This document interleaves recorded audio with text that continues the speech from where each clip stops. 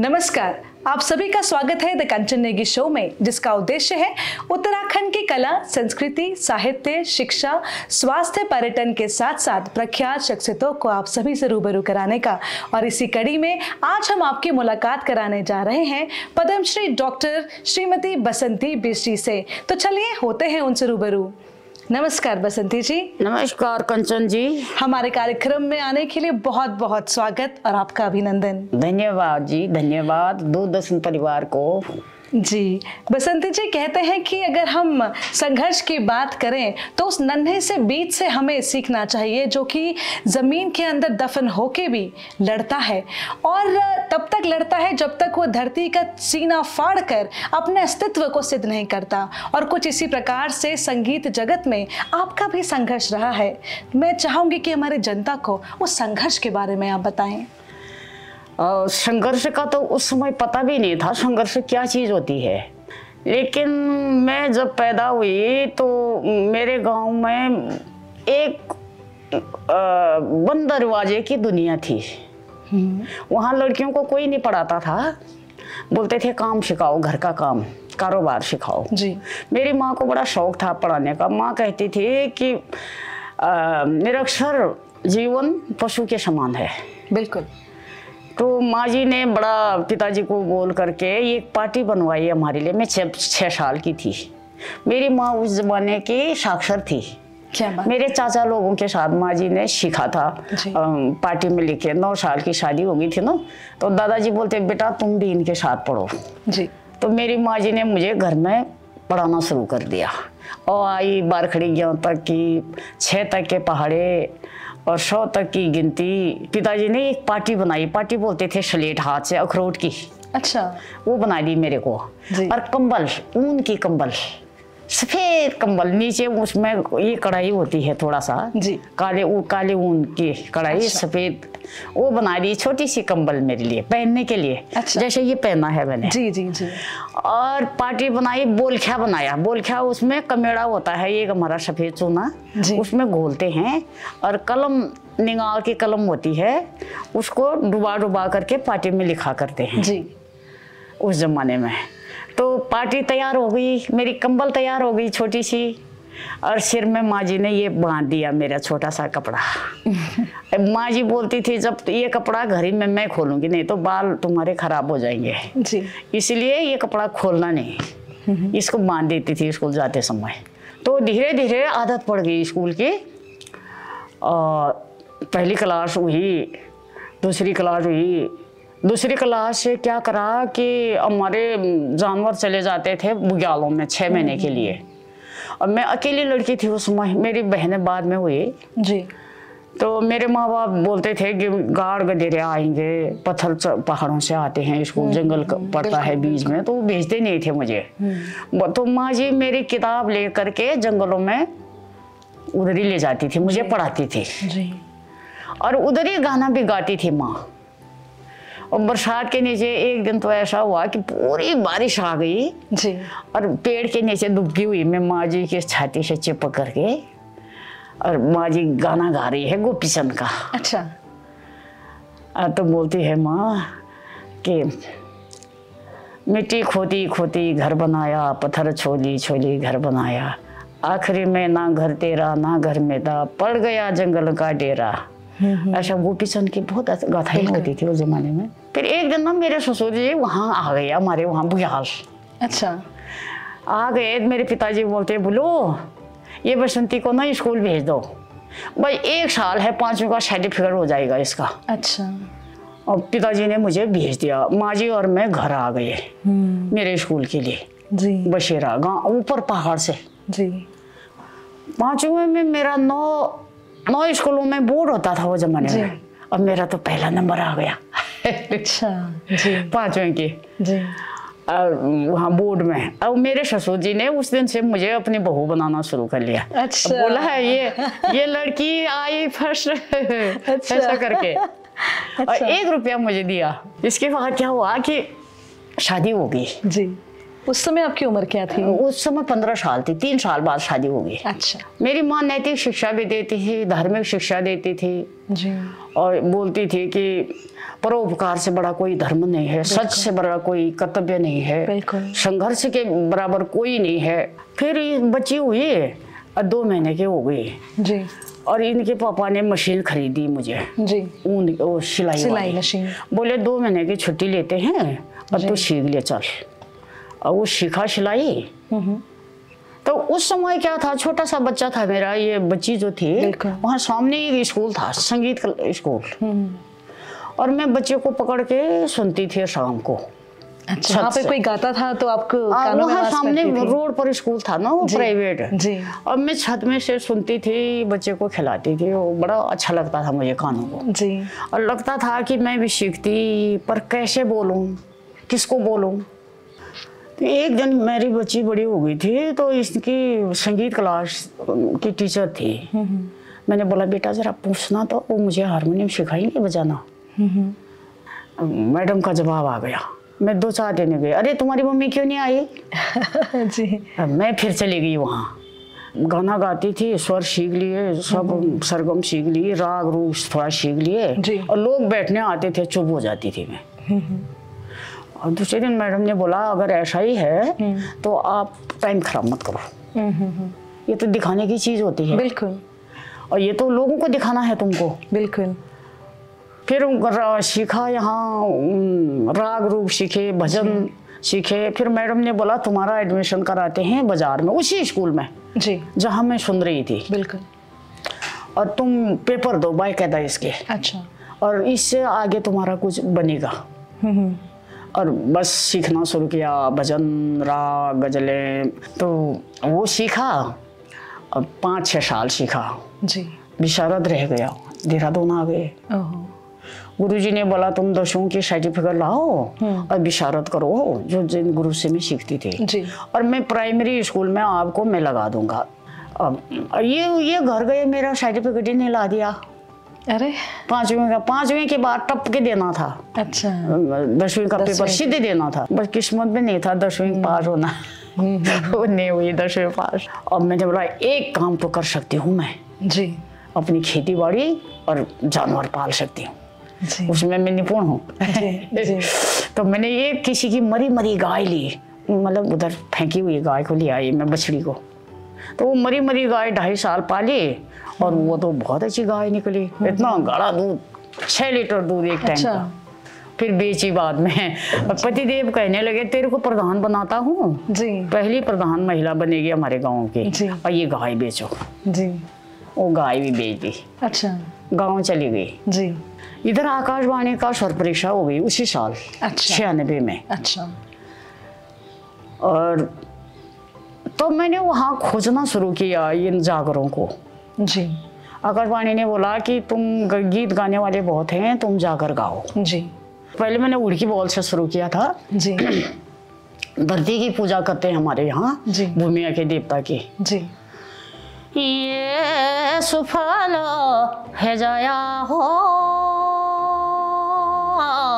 भूमिया देवो, नृत्य के साथ होता है, बहुत खूबसूरत। ये भोडांडा मोलू का होलो सोनापति शोकाय, ये सोनापति शोका की चली राजुली शोक्याना, ओ बरगो जोधा पेलो राजुली नोग जाका फुना, वो पुन्यो कशी जोन राजुली नौनी कशी गुनी, जोबान की भार राजुली जोबान की भार, ये कट्यूरों को राजा होलो राजा मालो शाही, जोबन की भारा रजली शक्याना, जोबन की भारा।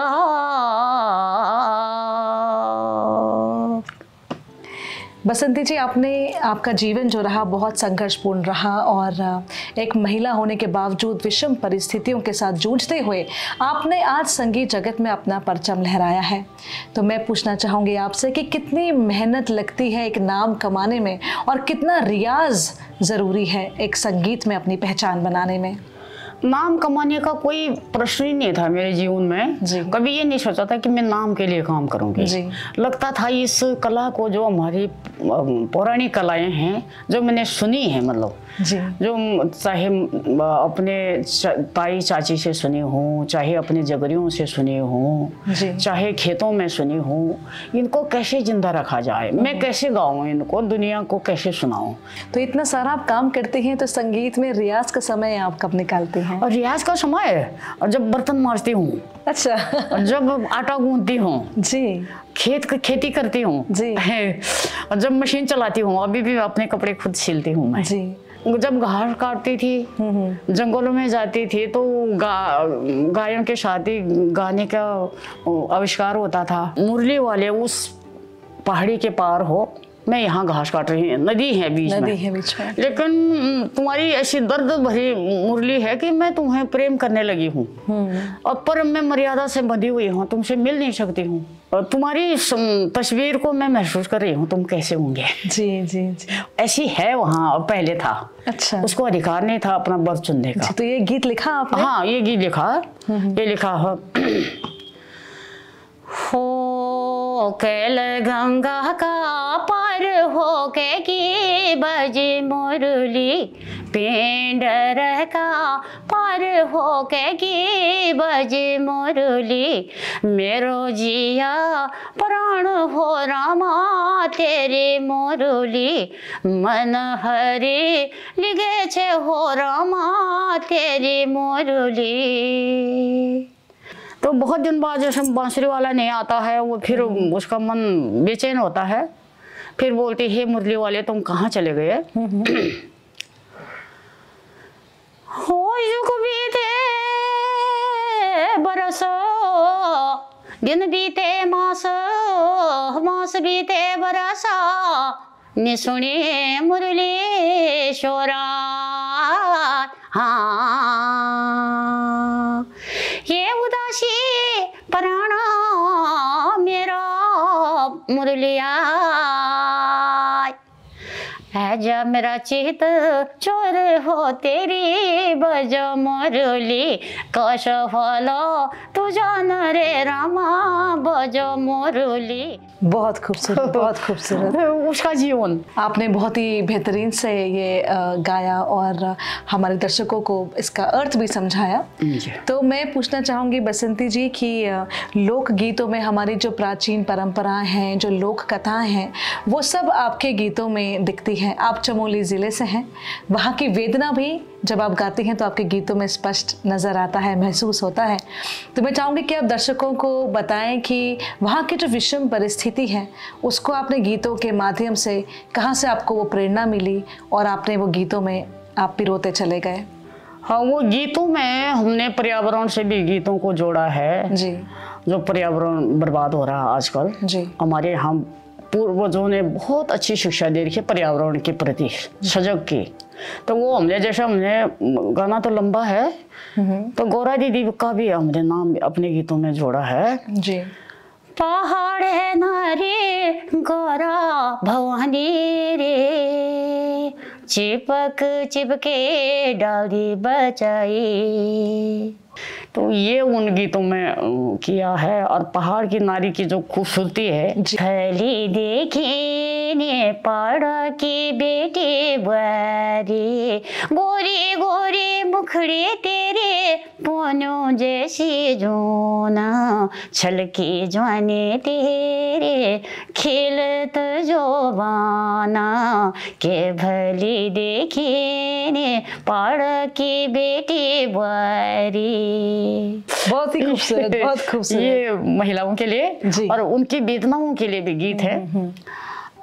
क्षीण झंगोरा घमे घम, कौणी सटे कमे कम, रात जो न्याड़ी चमे चम, कब आलो चेत में ना, हरे बसंत ऋतु में मैं ते जाला, मैं ते जाला हो।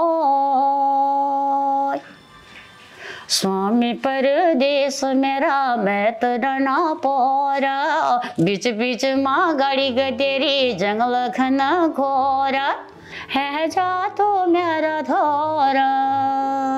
बहुत अच्छा आपने गाया। और बसंती जी, ये जो आपने पोशाक पहनी है, इसके बारे में भी आप हमारे दर्शकों को बताएं।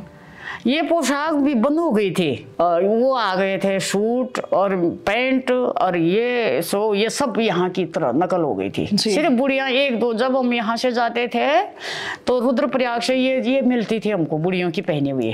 तो बसंती जी, इसके साथ ये जो आपने पहना है सिक्कों की माला, हाँ, तो इसको ये तो पुराने जमाने की बादशाह की, वो कौन से संत की होंगी ये, आप देख लो कब की है ये, उस जमाने की है, असली रुपया 1918।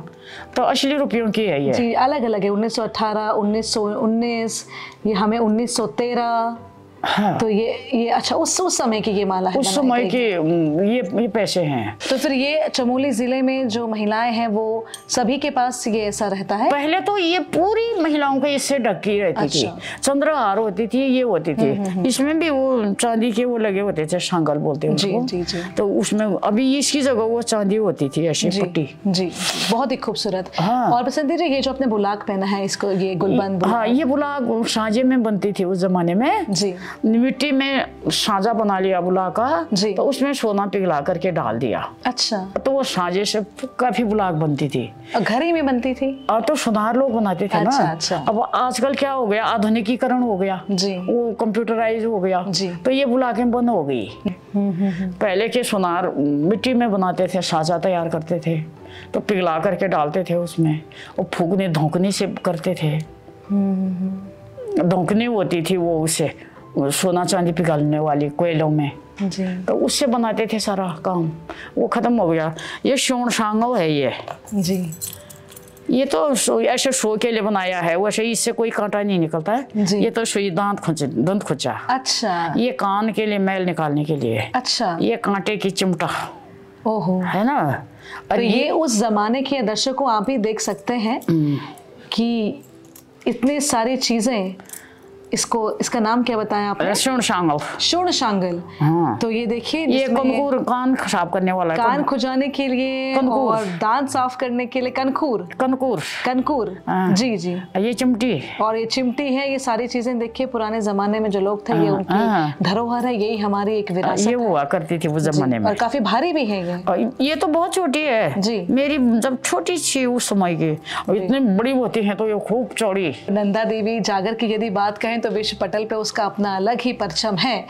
तो लेकिन इसके साथ साथ आपने नंदा देवी राजात को, ताकि आने वाली जो हमारी पीढ़ी है उसको संजो के रखने के लिए आपने पुस्तक भी लिखी है। तो क्या कुछ खास है उस पुस्तक में? उसमें क्या है, नंदा देवी राजात और ये लोक जात का मैं आपको बता दूं जी।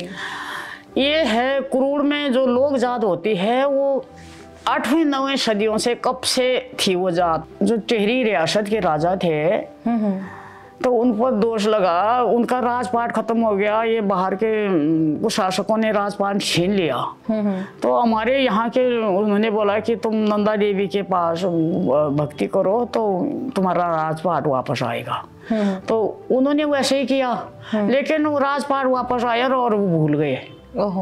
फिर से दोबारा हुआ, कुछ शासकों का उनका राजपाट छीना गया। फिर वो एक शेर सोने की मूर्ति बनाई उन्होंने नंदा देवी की, और ये राजा लोगों ने, तो उन्हीं के वंशज जो कांसों के कुंवर हैं और राजाओं के वंशज, वो सौगात लेके जाने की परंपरा है 12 साल। तो उस दिन वचन हुआ था, राजा ने वचन किया था 12 साल बाद देवी मैं तुम्हारी यात्रा आऊंगा पूरी सौगात के साथ। तो वो देवी वही है, शक्ति स्वरूपा कुरूड़ में है नंदा देवी, असली देवी है। लेकिन वो परंपरा ये है कि जो कांसों के राजा के जो वंशज हैं वो आज भी उस भूमिका को निभाते हैं। अच्छा। वो सौगात लेके जाते हैं, क्यों उस जमाने के वचन, तो वो क्या ले जाते हैं, कनाली साग भी ले जाते हैं वो। अच्छा। और काकड़ी मूंगरी सब डाल करके ले जाते हैं नंदा देवी को सौगात। और खाड़ू का भी तो इसमें कुछ विशेष? खाड़ू 12 साल में तो जाता है वो, उससे पहले खाड़ू नहीं जाता जी। मेढ़ा जब जाता है 12 साल में, क्योंकि पहाड़ों पे और कुछ नहीं चल सकता, मेढ़ा ऐसा है वो पहाड़ों में चल जाता है। तो ये वो परंपरा है कि राजा ने बनाई थी, वो जो राजा थे टिहरी रियासत के, उन्होंने ये परंपरा बनाई। नोटिब में थे ना उनकी राजधानी, तो उन्होंने वो परंपरा लगाई है, वो मेढ़े के ऊपर उसी साल जाते हैं 12 साल बाद, छाया मानते हैं माँ नंदा को। वो रोती नहीं है, वो तो आंसू पोंछती है दूसरे के। तो हमारे यहाँ बहू मानते हैं उनको, शक्ति स्वरूपा। तो उनको कि तुम अब यहाँ पर विराजमान हो, तुमने इस यहाँ को बसाना है, यहाँ का अधिकार तुम्हें है, हम तुम्हारे हैं। इस तरह नंदा देवी को हमारे यहाँ माना जाता है। हमने रोने वाली ध्यानी नहीं मानते हम उसको। नंदा जी क्यों रोएंगे जी? वो तो आंसू पोंछते हैं दूसरों के। उन्होंने तो दैत्य संहार किया, सृष्टि की रचना की, बिल्कुल क्या नहीं किया उन्होंने। महिलाओं को शक्तिशाली बनाया उन्होंने। जैसे जैसे विकास हुआ समाज का जी, तो परंपराएं खत्म हो गई जी। जब तक विकास नहीं था तब तक परंपराएं सुरक्षित थी, बिल्कुल। अब इसमें महिलाओं का नृत्य है, महिलाओं पर सब वो राधिकाएं हैं, पहरियां हैं, इंद्रलोक की पहरियां हैं, वो ये सब उनका वर्णन आता है। तो वो खत्म हो रहा हमारे नीचे नीचे साइड में। मेरे गांव में नहीं लगाते हैं वो, महिलाएं नृत्य करती हैं उसमें जी जी जी। तो वो मैंने थोड़ा शुरू किया है। नहीं, बहुत ही खूबसूरत। हम तो चाहते हैं बसंती जी कि आपके जो भी लेख हैं या जो भी आपकी डॉक्यूमेंटेशन है वो आने वाली पीढ़ी के लिए वास्तव में विरासत का काम करेंगी और हम सभी को जोड़े रहेंगे हमारे मिट्टी की खुशबू के साथ। और मैं इस समय कहना चाहूँगी कि बसंती जी कि कहते हैं ना कि किसी भी समाज के बारे में अगर जानना है तो उसके लोकगीत और लोक नृत्य के बारे में आप जानें तो आपको पूरे उस समाज के बारे में पता चल जाएगा। और वास्तव में देवभूमि उत्तराखंड देवों की भूमि है, वीरों की भूमि है और इन सभी की लोक गाथाएँ हमारे गीतों में, लोकगीतों में साफ झलकती है। तो मैं आपसे अब आपके सुझाव जानना चाहूँगी कि आप हमारे दर्शकों को बताएं उन लोगों के लिए जो टैलेंटेड हैं, जो गीत गाते हैं, हमारे लोकगीत के माध्यम से हमारे प्रदेश का नाम रोशन करना चाहते हैं, कि उनके लिए आपके क्या सुझाव है कि वो कैसे अपनी तैयारी करें, कैसे वो अपने इस टैलेंट को बाहर निखार करके लाएं? वो क्या करें कि असल में एक तो जल्दीबाजी आगे बढ़ने की ना करें, सबसे बड़ी बात। बिल्कुल सही। फटाफट अपना नाम अखबार में, इसमें उधर उधर, वो उसमें बहुत टाइम खराब होता है। आप रियाज करें और अपने अपने क्षेत्र का भ्रमण करें। बिल्कुल, आपको सीखना है और उसका अच्छा प्रदर्शन करना है। दूसरा, महिलाओं को भी मौका देना चाहिए मेरी तरफ से। तो अभी हमारी जो ये उत्तराखंड की जो संस्कृति है, चाहे भारत की, पूरे संपूर्ण भारत की जो संस्कृति है, असली में महिलाएं इसकी रचयिता है। मैंने भ्रमण किया है इन चीज़ों का और पूछा है लोगों से। जीवन जो है वो महिला ही रचती है। बिल्कुल, गीतों में पति के लिए कितना बढ़िया गीत है, बाल विवाह के लिए कितना अच्छा है, उनका अपने बच्चों के प्रति कितना है, देश के लिए कितना वो अच्छा गा सकती हैं, क्योंकि जीती हैं ना वो आते हैं, उनके उद्गार आते हैं। तो महिलाओं को ज़्यादा से ज़्यादा घरों में भी पुरुषों को, महिलाओं को मौका देना चाहिए स्कूली शिक्षा से ही। तो बसंती जी, आपके परिवार वालों ने आपका हमेशा योगदान दिया, आपको सहयोग किया, तो मैं चाहूँगी हमारे दर्शकों को थोड़ा अपने परिवार के बारे में भी बताएं। अब परिवार के बारे में मेरे पति ने मना नहीं किया मुझे जी गाना गाने से। मेरा जो बड़ा बेटा है जी, सब कुछ इसके दम पर होता है, मेरा शोध, मेरी किताबें। बाकी बेटी बहू भी सहयोग बोलती है, माँ जी जहाँ जरूरत होगी हम तैयार हैं। मेरे दामाद।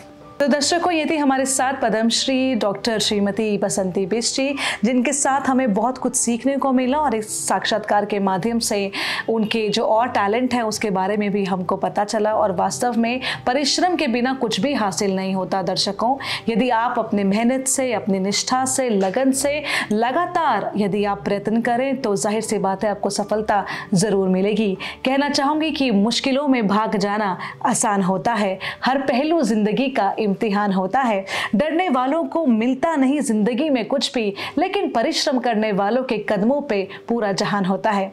और इन्हीं पंक्तियों के साथ और इस उम्मीद के साथ कि द कंचन नेगी शो की टीम जल्द हाजिर होगी एक नए एपिसोड के साथ। फिलहाल आप पद्मश्री डॉक्टर बसंती बिष्ट जी को और मुझे दीजिए इजाजत।